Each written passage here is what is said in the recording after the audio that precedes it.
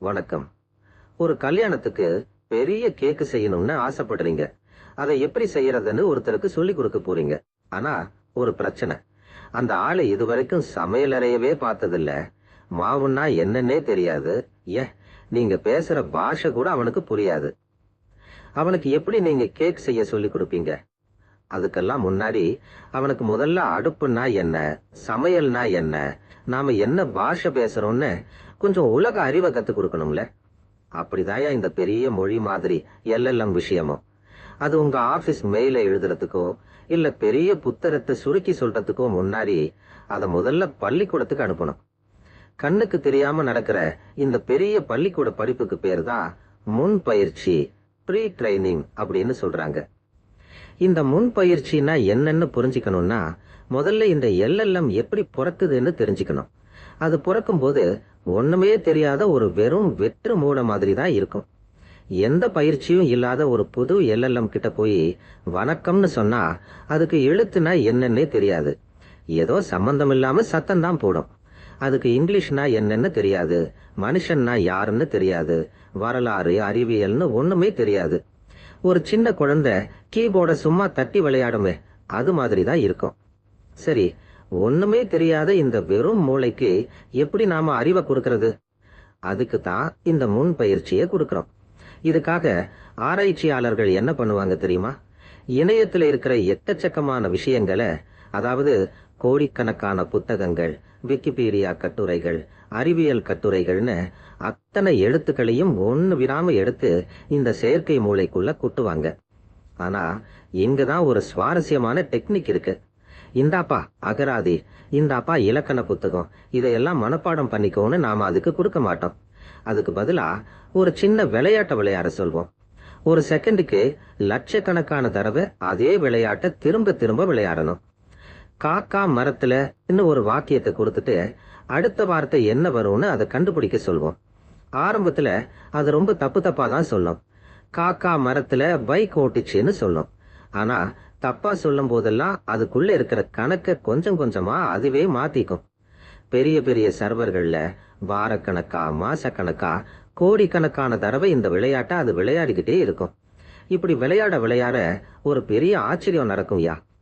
அடுத்த வார்த்தையை சரியா கண்டுபிடிக்கணும்னா அது இலக்கணத்தை அதுவாகவே கத்துக்க வேண்டி இருக்கு.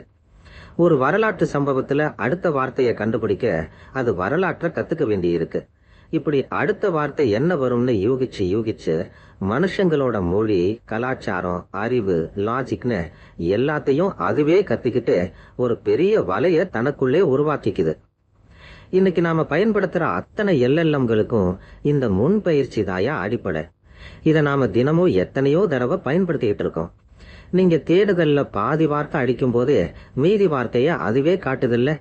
போன்ல மெசேஜ் டைப் பண்ணும் போது அடுத்த வார்த்தை இதுதானேன்னு அதுவே கேக்குதில்ல. இதெல்லாம் இந்த முன் பயிற்சியோட வேலைதாயா. அது கோடிக்கணக்கான மனுஷன் பேசுறத படிச்சிருக்கிறதால நாம எப்படி பேசுவோம், நம்ம பாஷையோட லயம் என்னன்னு அதுக்கு நல்லாவே தெரிஞ்சிருக்கு. இதனால நம்ம வேலை எப்படி சுலபமாகுதுன்னு கேக்குறீங்களா? இந்த எல்எல்எம் ஏற்கனவே எல்லாத்தையும் படிச்சு ஒரு ஜெனரல் நாலேஜ் வச்சிருக்கிறதால நாம ஒவ்வொரு புது வேலைக்கும் ஒரு புது மாடலை உருவாக்க வேண்டியதில்லை. ரொம்ப கஷ்டமான செலவாகிற வேலையெல்லாம் ஏற்கனவே முறிஞ்சு போச்சு. இப்ப நாம இந்த எல்எல்எம் எடுத்து நேரா நம்ம வியாபாரத்துக்கு ஐடியா கேட்கலாம், பத்திரங்க எழுத சொல்லலாம், ஒரு கஷ்டமான மருத்துவ ரிப்போர்ட்டை படிச்சு சொல்லலாம். அதுக்கு உலகத்துல உள்ள அத்தனை அறிவும் ஏற்கனவே இருக்கு. நாம என்ன செய்யணும்னு மட்டும் சொன்னா போதும். இது எப்படி வேலை செய்யுதுன்னு தெரிஞ்சுக்கிட்டா நீங்க இந்த எல்எல்எம் இன்னும் சூப்பரா பயன்படுத்தலாம் ஐயா.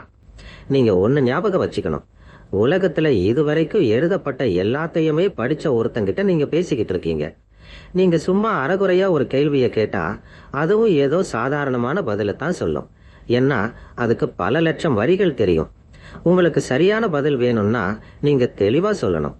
நீ ஒரு டாக்டரா நினைச்சுக்கிட்டு எனக்கு பதில் சொல்லுன்னும், இல்ல எனக்கு இந்த சூழ்நிலைக்கு ஏத்த மாதிரி சொல்லுன்னும் ரொம்ப தெளிவா விளக்கமா சொல்லணும்.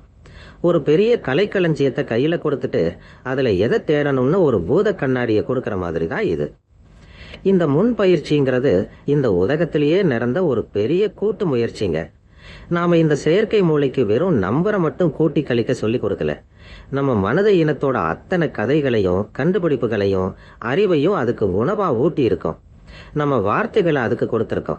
அதனால அடுத்த தடவை ஒரு LLM உங்க கஷ்டமான கேள்விக்கு ஒரு அருமையான பதில சொல்லும் போது அதை அந்த பதில சொல்றதுக்கு முன்னாடி எவ்வளவு தூரம் படிச்சுட்டு வந்திருக்குன்னு கொஞ்சம் யோசிச்சு பாருங்க. அது சும்மா ஒரு மெஷின் இல்லையா, நம்ம மனித இன வரலாற்றோட ஒரு அழகான கண்ணாடி. எல்லாம் படிச்சு தயாரா உங்க எதிர்காலத்தை உருவாக்க காத்துக்கிட்டு இருக்கு. நன்றி.